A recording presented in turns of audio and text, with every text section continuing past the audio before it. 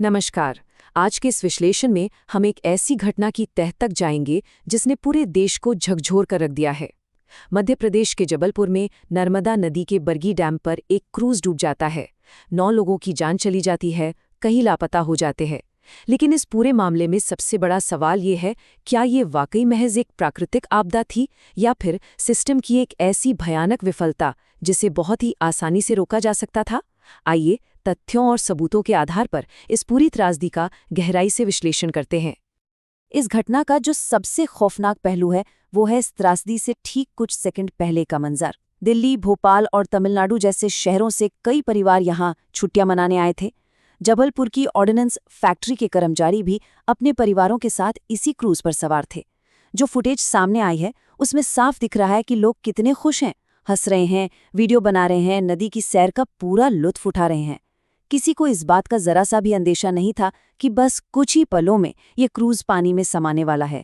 ये शुरुआती दृश्य देखकर रोंगटे खड़े हो जाते हैं कि कैसे इतने सारे बेखबर लोग एक ऐसी खौफनाक मौत की तरफ बढ़ रहे थे जिसके बारे में उन्हें हर हाल में चेतावनी दी जानी चाहिए थी।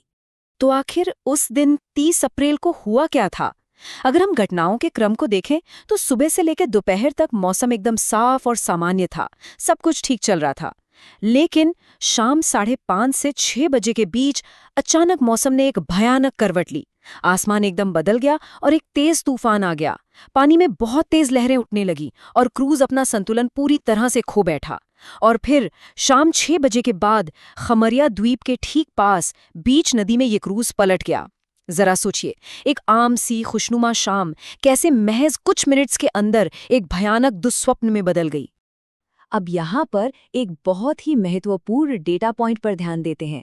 60 से 70 किलोमीटर प्रति घंटा। ये कोई मामूली हवा नहीं थी। मौसम विभाग के आंकड़े साफ तौर पर बताते हैं कि उस वक्त हवा की रफ्तार 60 से 70 किलोमीटर प्रति घंटे तक पहुंच चुकी थी।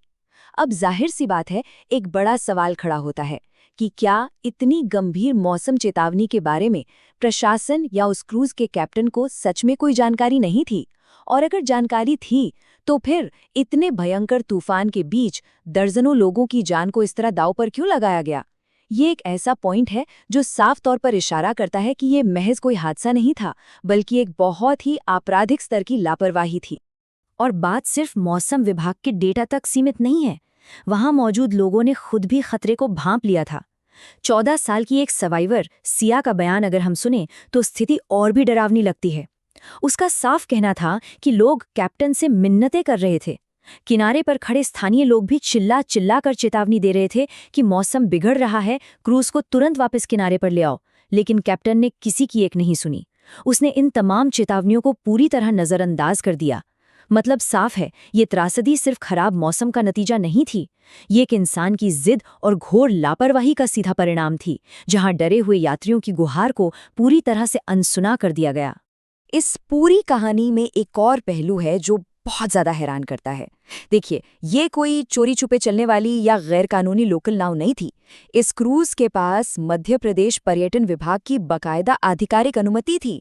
अब जब कोई ऑपरेशन सरकारी परमिशन के साथ चलता है तो जाहिर है हम ये मानकर चलते हैं कि वहां सुरक्षा के कड़े इंतजाम होंगे, सुरक्षा प्रोटोकॉल का सख्ती से पालन किया जाएगा। लेकिन हकीकत इसके बिल्कुल उलट थी। आधिकारिक अनुमति होने के बावजूद सेफ्टी रूल्स की खुलेआम धज्जियां उड़ाई जा रही थीं। ये बात इस कड़वी सच्चाई को उजागर करती है कि प्रशासनिक निगरानी असल में कितनी खोखली थी और सिस्टम में बैठे लोग अपनी बुनियादी जिम्मेदारियों से किस तरह मुंह मोड़ रहे थे। अगर हम इस आपदा के कारणों को सिलसिलेवार तरीके से समझें तो एक के बाद एक ऐसी गलतियां दिखती हैं जिन्होंने इस घटना को एक जानलेवा त्रासदी बना दिया। पहली बड़ी चूक, जैसा कि हमने अभी देखा, भयंकर खराब मौसम की चेतावनियों को पूरी तरह नजरअंदाज कर दिया गया। दूसरी सबसे भयानक गलती, यात्रियों को नाव पर बिठाया गया लेकिन किसी को भी लाइफ जैकेट नहीं पहनाई गई, जबकि बुनियादी नियम यही है कि बिना सेफ्टी जैकेट के आप पानी में जा ही नहीं सकते। और तीसरी सबसे हैरान करने वाली बात, जब नाव डूबने लगी, जब पानी अंदर भरने लगा, तब जाकर पैक किए हुए लाइफ जैकेट निकाले गए और बांटे जाने लगे। जरा सोचिए, जब तक लोग उस घबराहट में जैकेट पहन पाते तब तक बहुत देर हो चुकी थी। सुरक्षा के हर एक नियम को हर एक कदम पर तोड़ा गया। और इन तमाम प्रशासनिक और मानवीय चूकों की जो कीमत चुकानी पड़ी वो बहुत दर्दनाक है। ये सिर्फ कुछ नियमों के टूटने की बात नहीं है, ये बात है उन जिंदगियों की जो हमेशा के लिए खत्म हो गईं। दिल्ली से आई 40 वर्षीय मरीना और उनका 4 साल का मासूम बेटा जहान, ये दोनों इसी भयानक लापरवाही की भेंट चढ़ गए। सोचकर ही दिल दहल जाता है कि उस माँ पर क्या बीत रही होगी जब नाव डूब रही थी और उसके हाथ में पहली बार लाइफ जैकेट थमाई गई। उसने उस डूबती हुई नाव में अपनी उसी नई लाइफ जैकेट के अंदर अपने 4 साल के बच्चे को फंसाने की, उसे बचाने की हर मुमकिन कोशिश की, लेकिन माँ और बेटा दोनों उस क्रूज के साथ ही डूब गए। ये दिल दहला देने वाली घटना हमें दिखाती है कि सही वक्त पर सिर्फ एक लाइफ जैकेट ना मिलने का अंजाम कितना खौफनाक हो सकता है। अब जब ये हादसा हो गया तो उसके बाद बचाव कार्य यानी रेस्क्यू ऑपरेशन की तस्वीर देखिए। यहाँ एक बहुत बड़ा और शर्मनाक विरोधाभास देखने को मिलता है। एक तरफ थे वहाँ के स्थानीय ग्रामीण, उन्होंने एक सेकंड भी बर्बाद नहीं किया। वो तुरंत हरकत में आए, पानी में रस्सियां फेंकीं और अपनी जान की परवाह किए बिना करीब 22 से 28 लोगों को सुरक्षित बाहर खींच लिया। और दूसरी तरफ था प्रशासन और एनडीआरएफ का बचाव दल। उनकी प्रतिक्रिया इतनी सुस्त थी कि क्या कहा जाए। वो बहुत देर से घटनास्थल पर पहुंचे और शुरुआत में तो डूबने की काफी देर बाद सिर्फ एक रेस्क्यू बोट वहां भेजी गई। ये अंतर साफ दिखाता है कि जिस आपातकालीन सिस्टम को सबसे पहले काम करना चाहिए था वो पूरी तरह से फेल हो गया और आम लोगों को ही अपनी जान पर खेलकर मसीहा बनना पड़ा।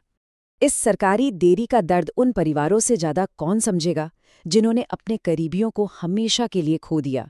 एक पीड़ित परिवार के रिश्तेदार का जो बयान सामने आया है वो इस बात की तस्दीक करता है। उनका स्पष्ट कहना था कि प्रशासन ने बहुत देर से कार्रवाई की और उस वक्त जिनकी जान बची वो सिर्फ और सिर्फ उन स्थानीय ग्रामीणों की वजह से बची। जरा सोचिए, अगर प्रशासन की टीम समय रहते पहुंच जाती जब थोड़ा बहुत उजाला बाकी था, जब नाव पानी के ऊपर तैर रही थी, तो शायद कई और जानें बचाई जा सकती थी।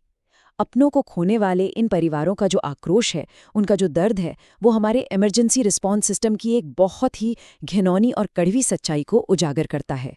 तो इन सारी बातों को अगर हम एक साथ जोड़कर देखें तो क्या तस्वीर उभर कर आती है? ये महज एक हादसा नहीं था, ये पूरी तरह से एक सिस्टम की विफलता थी। सबसे पहले तो अपनी कमियों को छिपाने के लिए ऐसी त्रासदियों को बड़ी ही आसानी से प्राकृतिक आपदा का नाम दे दिया जाता है।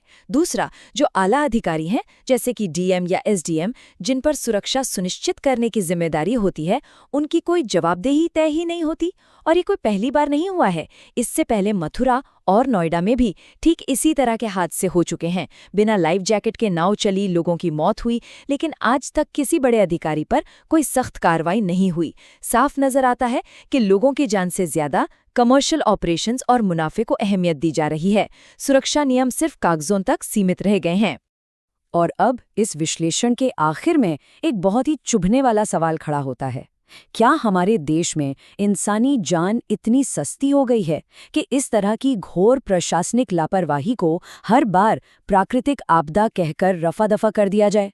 क्या हम हर बार नियमों की ऐसी अनदेखी और इन चीखती हुई चेतावनियों को यूं ही भुलाते रहेंगे? जब तक इस सिस्टम को चलाने वालों की, उन रसूखदार अधिकारियों की जवाबदेही तय नहीं होगी, तब तक क्या ऐसे हादसे कभी रुक पाएंगे? ये एक ऐसा सवाल है जो हम सबको खुद से और इस व्यवस्था से पूछना चाहिए। आज के इस विश्लेषण में हमारे साथ जुड़ने के लिए धन्यवाद। अब ये तय हमें करना है कि क्या हम इस पर जवाबदेही की मांग करेंगे या फिर अगली प्राकृतिक आपदा का इंतजार करेंगे।